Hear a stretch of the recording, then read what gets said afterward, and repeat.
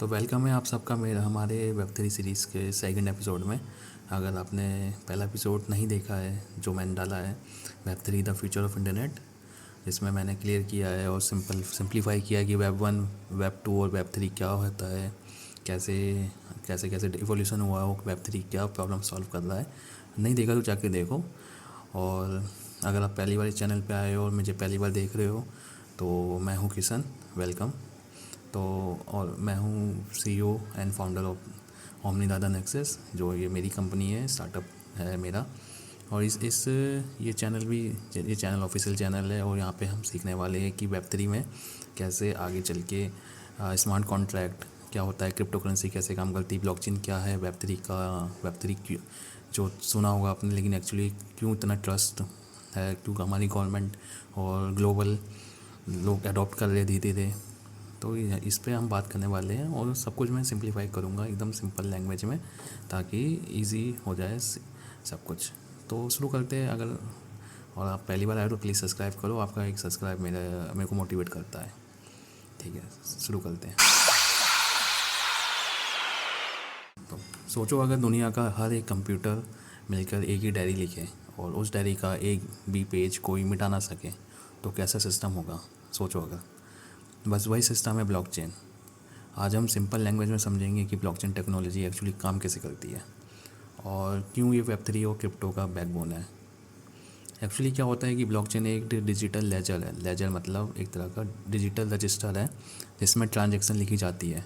लेकिन यहाँ एक बड़ा डिफरेंस है। ये लेजर, या सिंप्लीफाई करके बोले, ये रजिस्टर किसी एक सर्वर पर या कंप्यूटर में स्टोर नहीं होता, बल्कि नेटवर्क के हज़ारों कंप्यूटर में एक साथ कॉपी होता है। हर ट्रांजैक्शन या डेटा एक ब्लॉक के फॉर्म में रिकॉर्ड होता है और हर ब्लॉक अपने प्रीवियस ब्लॉक से लिंक होता है। यहाँ पे एक ब्लॉक प्रीवियस ब्लॉक से लिंक हो रहा है, इसी वजह से इसका नाम दिया जाता है। और इसका नाम अब तुमने हमेशा सुना होगा, ब्लॉकचेन, यानी कि एक चेन जो ब्लॉक्स की है।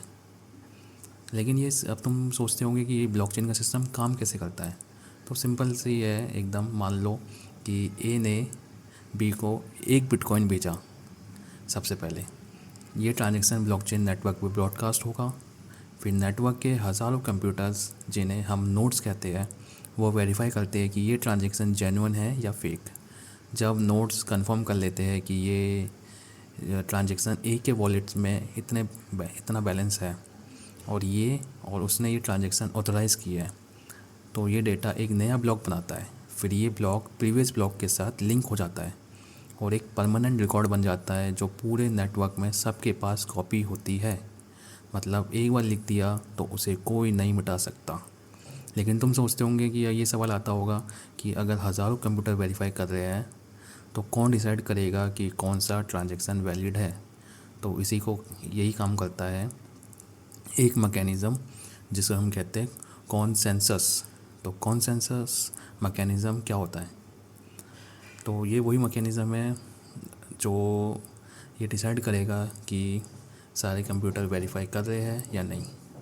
जस्ट देखो, ऐसे अगर और सिंप्लीफाई करें तो ये समझो कि कुछ ब्लॉकचेन्स यूज़ करते हैं प्रूफ ऑफ वर्क। जैसे बिटकॉइन में जो माइनर्स होते हैं कॉम्प्लेक्स मैथमेटिकल पजल सॉल्व करते हैं और जिसका सॉल्यूशन सबसे पहले मिलता है वो ब्लॉक वेरीफाई कर देता है। ये प्रोसेस एनर्जी ज़्यादा लेती है लेकिन बहुत सिक्योर होती है। जो कुछ नए ब्लॉकचेन्स आए जैसे सोलाना एंड अदर्स, तो उन ब्लॉकचेन पे प्रूफ ऑफ स्टैक यूज़ करते हैं, जहाँ वैलिडेटर्स अपने कॉइन्स स्टैक करके नेटवर्क को सिक्योर करता है। जितना ज़्यादा स्टैक उतना ज़्यादा रिस्पॉन्सिबिलिटी, यानी हर ब्लॉकचेन अपने हिसाब से डिसाइड करता है कि सच क्या है और झूठ क्या है। अब ब्लॉकचेन सिक्योर कैसे होता है, ठीक है।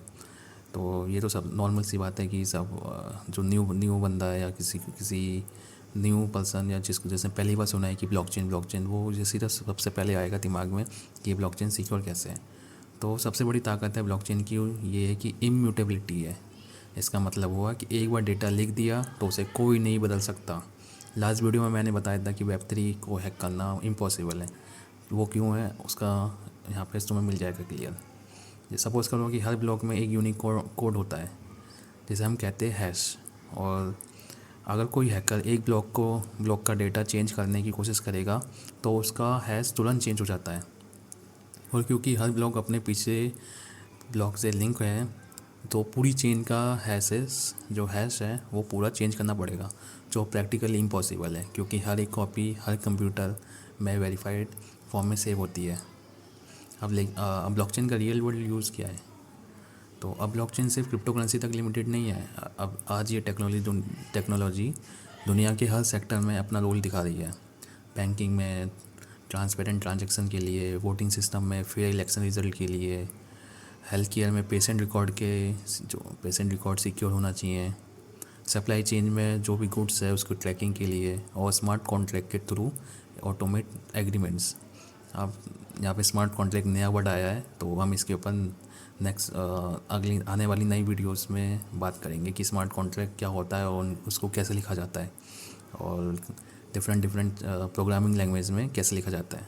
ओके, तो वेट करो, इसलिए कह रहा हूँ सब्सक्राइब करके रखो, स्मार्ट कॉन्ट्रैक्ट्स लिखना भी सिखाऊंगा।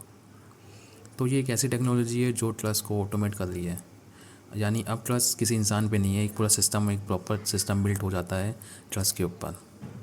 तो अगर आई होप आप लोगों को समझ आ गया होगा कि जब कोई बोलता है कि ब्लॉकचेन सिक्योर है तो क्या क्या मतलब हुआ उसका। तो ये इसके पीछे छुपा हुआ मैजिक आपको समझ आ गया होगा। ये टेक्नोलॉजी वेब3 की बैकबोन है और इसके बिना डिसेंट्रलाइज फ्यूचर पॉसिबल ही नहीं है। मैं फिर से बता दूँ, डिसेंट्रलाइज मतलब होता है कि जो ये स्टोरेज है, जो भी डेटा है, किसी भी एक सेंट्रलाइज्ड कंपनी या किसी एक सेंट्रलाइज्ड कंप्यूटर के पास डेटा सेव नहीं होता। सारा data different computer different servers पे ऑटोमेटिकली सेव हो जाता है। दैट्स वाई इसको हैक करना बहुत ज़्यादा इम्पॉसिबल होता है। इसलिए ये सिस्टम बहुत ज़्यादा ट्रस्टवर्दी और ऑटोमेटिकली सिक्योर होता है। तो आज के लिए अगर आई होप आप समझ आ गया होगा। आज अगर वीडियो पसंद आई है तो लाइक करो, कमेंट करो कि ब्लॉकचेन को समझ आया या नहीं। और तो नेक्स्ट वीडियो में मिलते हैं और नेक्स्ट वीडियो में हम बात करेंगे क्रिप्टो करेंसी कैसे काम करती है। और ठीक है, तब तक के लिए सब्सक्राइब करो ताकि वेब3 सीरीज़ के अगले पार्ट्स आप मिस ना करो।